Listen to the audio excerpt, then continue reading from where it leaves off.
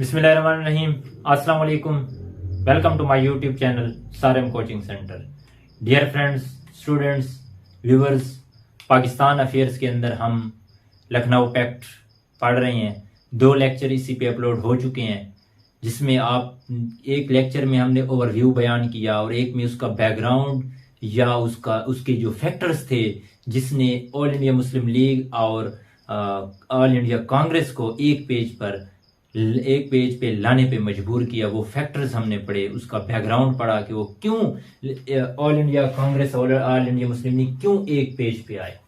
आज का जो हमारा टॉपिक है वो हमने वो पॉइंट पढ़ने हैं, वो पॉइंट डिस्कस करने हैं कि जो दोनों पार्टीज के दरमियान में जो जॉइंट सेशन होता है और जो डिसीजन लिए जाते हैं वो पॉइंट आज हम डिस्कस करेंगे। तो लखनऊ पैक्ट में जब दोनों पार्टीज 1916 के अंदर जब दोनों पार्टीज बैठती हैं एक साथ मिलकर, तो जो पॉइंट्स उन दोनों के अंदर जो पॉइंट्स डिसाइड किए जाते हैं वो क्या थे, वो हम आज पढ़ने जा रहे हैं। सबसे पहला सबसे पहला हमारे पास जो पॉइंट है वो सेपरेट इलेक्टोरेट के ऊपर है।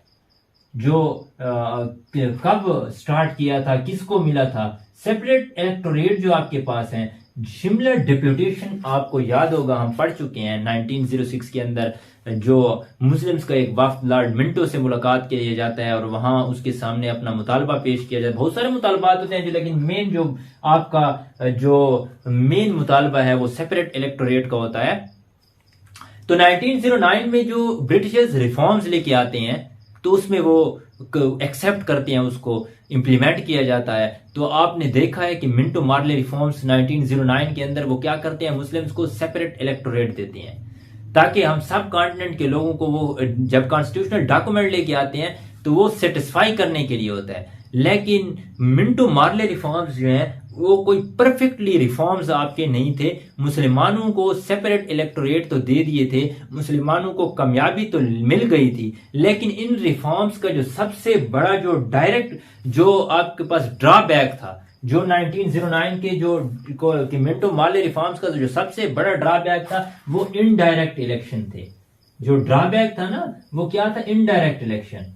ठीक है, इनडायरेक्ट इलेक्शन ये चीज थी कि आपके उन्होंने क्या की थी, जो वेटेज रखी थी उसमें जो स्ट्रिक्ट उसकी जो क्वालिफिकेशंस थी एक वोटर को वोट डालने के लिए बहुत ज्यादा स्ट्रिक्ट थी। यानी कि उन्होंने कुछ लोग रखे थे, कुछ क्वालिफिकेशन रखी थी कि जो आपके यूनिवर्सिटी बोर्ड्स हैं, यूनिवर्सिटी सिंडिकेट्स हैं, जो आपके ट्रेड यूनियंस हैं, इस तरह के कुछ लोग उन्होंने क्या किया था कि ये जो है आपके लोकल गवर्नमेंट को नुमाइंदे मुंतखब करेंगे। यानी कि हर एक हिंदुस्तानी को वोट देने का हक हासिल नहीं था। उन्होंने कुछ क्वालिफिकेशंस रखी थी और इनके बाद फिर लोकल गवर्नमेंट वाले जो है जो प्रोविंशियल और फिर सेंट्रल लेजिस्लेटिव काउंसिल तक इसी तरह जो है आपके इलेक्शन होते थे। लेकिन उसकी क्वालिफिकेशन जो थी बहुत ज्यादा सख्त थी जो, और इलेक्शन का प्रोसेस जो था इनडायरेक्ट था। उसकी क्वालिफिकेशन के ऊपर बहुत कम लोग उस मयार के ऊपर पूरा उतरते थे। तो इस पर इंडियन ने क्या किया था, उनको इस ब्रिटिश के इस सिस्टम की उनको वो बिल्कुल ब्रिटिश का जो अपना सिस्टम था ये उसके भी बिल्कुल अपोजिट था। तो इस पर इंडियन की तरफ से जो हिंदुस्तानी थे उनकी तरफ से शदीद गुस्सा, गम गुस्से का इजहार किया गया और यहाँ पे डिस्कस किया गया। लेकिन इसके अंदर लखनऊ पैक्ट के अंदर ये चीज सेपरेट इलेक्टोरेट मंजूर तो कर ली गई थी, लेकिन क्या हुआ था, उन्होंने कहा था कि ये इस चीज के ऊपर थोड़ा सा बहस होना चाहिए। नेक्स्ट जो है इंपीरियल लेजिस्लेटिव काउंसिल, इसको हम डिस्कस करते हैं कि जो आपकी इंपीरियल लेजिस्लेटिव काउंसिल होती है, इंपीरियल लेजिस्लेटिव काउंसिल मुसलमानों की सबसे बड़ी जीत यहाँ पे 1/3 मेजॉरिटी की सूरत में हुई। यहाँ पे मुस्लिम्स को 1/3 मेजॉरिटी मिल गई इंपीरियल लेजिस्लेटिव काउंसिल की। और इसके अंदर भी क्या हुआ, इस पॉइंट के ऊपर भी यहाँ पे लखनऊ पैक्ट के अंदर भी यही चीज डिस्कस हुई। ठीक है, वेटेज फार्मूला। उसके बाद जो आपके पास नेक्स्ट पॉइंट था वो जो डिस्कस किया गया, वेटेज फार्मूला डिस्कस किया गया। वेटेज फार्मूला कि मुसलमान इस चीज से एग्री करते हैं। यहां पे मुस्लिम्स ने कहा कि हम एग्री करते हैं कि जैसा कि पंजाब और बंगाल में उनकी मेजॉरिटी है, अब बंगाल में उनकी मेजॉरिटी थी, उनकी मेजॉरिटी, उनकी जो मेजॉरिटी है वहां पे वो अपनी जो माइनॉरिटी को, अपनी मेजॉरिटी को थोड़ा सा सेक्रीफाइस करेंगे।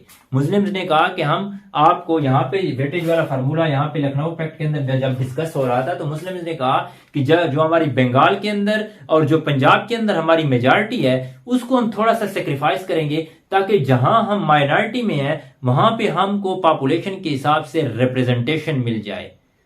ठीक है, लिहाजा उनकी ये भी एक विन थी, मुस्लिम्स की ये भी एक विन थी। तो यहाँ पे पंजाब और उन्होंने बंगाल की जो मेजॉरिटी थी उसको थोड़ा सा सेक्रीफाई करने के लिए एग्री किया। ठीक है, उसके बाद डिस्कशन हुई नंबर ऑफ सीट्स के ऊपर।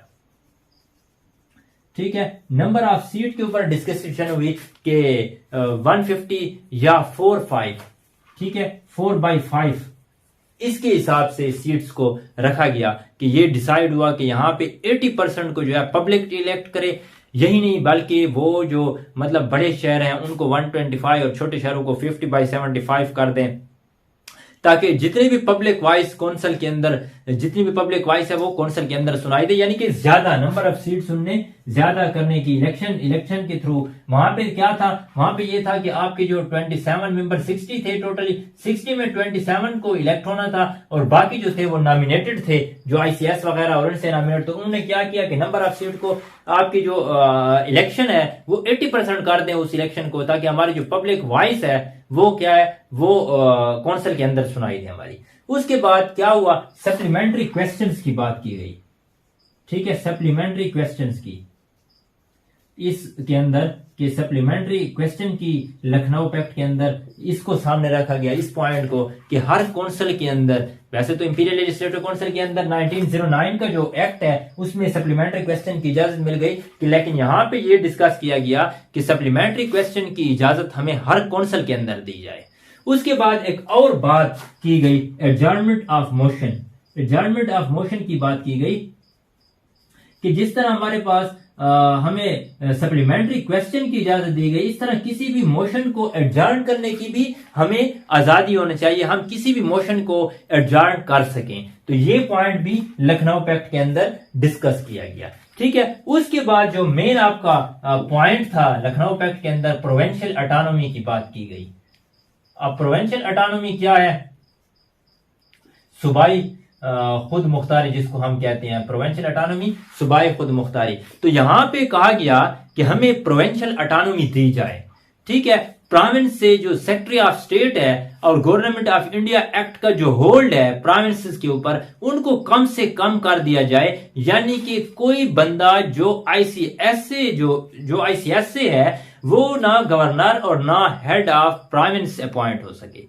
ठीक है, उनकी सेक्रेटरी ऑफ स्टेट और इन लोगों की जो होल्ड है गवर्नमेंट ऑफ इंडिया एक्ट का जो होल्ड है वो प्रोविंसेस से कम किया जाए और यहाँ पे जो आपकी बाइसनेस है वो यहाँ पे क्रिएट ना हो। तो इसलिए मोनोपोली और किसी किस्म की मोनोपोली और बाइसनेस प्रोविंसेस के अंदर क्रिएट ना हो और इनको गवर्नमेंट ऑफ इंडिया एक्ट का होल्ड इससे थोड़ा कम कर दिया जाए। इस पॉइंट को भी लखनऊ पैक्ट के अंदर डिस्कस किया गया। उसके बाद सेपरेशन ऑफ पावर्स की बात की गई। इसके अंदर सेपरेशन ऑफ पावर्स यहां पे बात की गई लखनऊ पैक्ट के अंदर, किस चीज की, सेपरेशन ऑफ पावर्स की बात की गई। सेपरेशन ऑफ पावर्स की कि जुडिशियल और एग्जेक्टिव को अलग-अलग की जाए। यहां पे सेपरेशन ऑफ पावर्स का से मुराद कि जो जुडिशियल पावर्स हैं और जो एग्जेक्टिव पावर्स हैं इनको क्या किया जाए, अलग-अलग सेपरेट किया जाए। ठीक है, कि कोई भी एग्जेक्टिव ऑफिसर जो है वो उसके पास जुडिशियल पावर्स नहीं होनी चाहिए, वो जुडिशियल पावर होल्ड ना करे और तमाम जो डिपार्टमेंट है वो अपनी डोमेन में रह के काम करें और इंडो पाक की बेटरमेंट की तरफ, इंडो पाक को क्या हो बेटरमेंट की तरफ जाना चाहिए। तो यही कुछ, यानी कि जुडिशियल कोई भी एग्जेक्टिव का अफसर जो है उसके पास कोई भी जुडिशियल पावर ना हो। यहाँ पे उन्होंने ये पॉइंट डिस्कस किया, सेपरेशन ऑफ पावर्स की बात की। तो ये कुछ पॉइंट्स थे जो लखनऊ में ऑल इंडिया मुस्लिम लीग और कांग्रेस के दरमियान तय पाए। इन पॉइंट की वजह से यही मीटिंग थी और इसी मीटिंग में यही पॉइंट डिस्कस किए गए। तो ये चंद पॉइंट हैं। इसके बाद कुछ रिएक्शंस भी सामने आए लखनऊ पैक्ट के ऊपर, हिंदूज की तरफ से भी, मुस्लिम्स की तरफ से भी। वो इंशाल्लाह हम नेक्स्ट लेक्चर के अंदर उन रिएक्शंस को डिस्कस करेंगे कि इस लखनऊ पैक्ट के ऊपर रिएक्शंस क्या आए। इंशाल्लाह नेक्स्ट लेक्चर में दोबारा मिलते हैं। Thank you very much.